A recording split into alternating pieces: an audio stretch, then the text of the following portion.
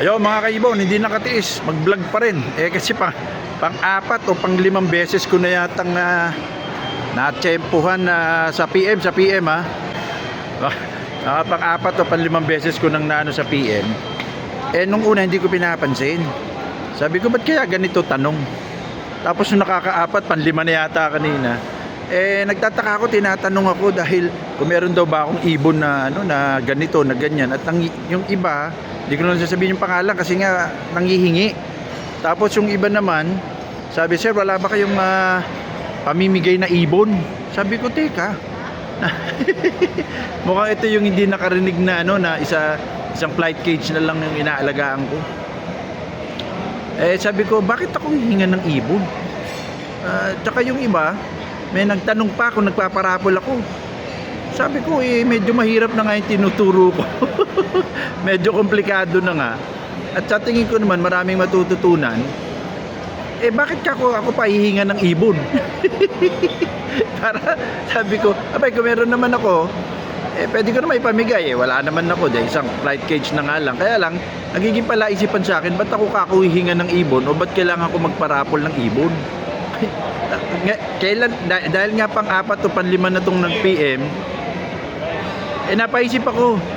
So, yung nagtingin-tingin ako, sabi ko, ganun yata pagka, parang inaasahan nila na pagka nagbablog ka tungkol sa pag-iibon, parang ganun yata, kalakaran, mamimigay ka ba or magpaparapol ka. Walang masama doon. Kung may ibon ako, gagawin ko talaga yun. Kung sobra-sobra ibon ko, bawat vlog ko, baka 3-4 na ibon ng pamimigay ko. Nakakatuwa naman. Marami makikinabang. Diba? Kaya lang, hindi nga lang. Kaya lang, napaisip ako, ba't ako parang kailangan magbigay? Kako, maayos naman yung pagtuturo ko. Ang daming matututunan.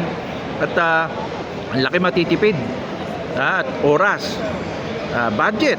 Financially. Pagka natutunan nyo lahat yun, marami talagang, kumbaga, yung benepisyo. O nga, less tuition nga, di ba? So, sabi ko pa ako magbibigay. Pero tandaan nyo po, kung meron talaga akong pamimigay, why not? Di ba? Kaya lang, nalaman ko na kung bakit. Parang nakakadagdag nga naman ng views. Sino ba naman hindi matutuwa? Kung maya't maya, nagbibigay ka ng ibon. Na walang masama doon dahil nga kung ako may ibon, may sobra-sobra rin ako mga paanak. Kung nagbi-breed pa ako, talagang pamimigay ko rin, ipaparapol ko rin dahil para maraming masiyahan, di ba? Nga lang, wala nga lang ako. Kaya nalaman ko lang lately na ganun pala yung kadalasang nangyayari pag nagbablog ka. Na nakakatuwa naman. Naging palaisipan lang sa akin. Yun lang, sasabihin ko mga kaibon, yung mga nagpi-PM sa akin, pasensya na po. Wala na po ako maipamimigay. Pero sana ma-appreciate nyo yung mga pagtuturo natin na medyo mas ibig sabihin mas malaki ang pakinabang kung talagang magpo-focus kayo at matututunan nyo. Dahil yung mga color projects nyo, napakalaki po ng talagang matitipid nyo kung talagang masiseryoso nyo. At sana mas maging masaya kayo kahit wala akong kayang ipamigay na ibon. At magtiyaga lang po kayo at makinig po kayo. At baka katagalan, kung matututunan nyo lahat, kayo na mamimigay ng ibon.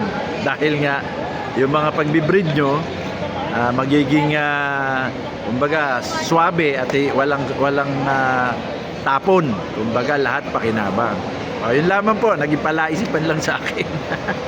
Salamat po, hasta la vista.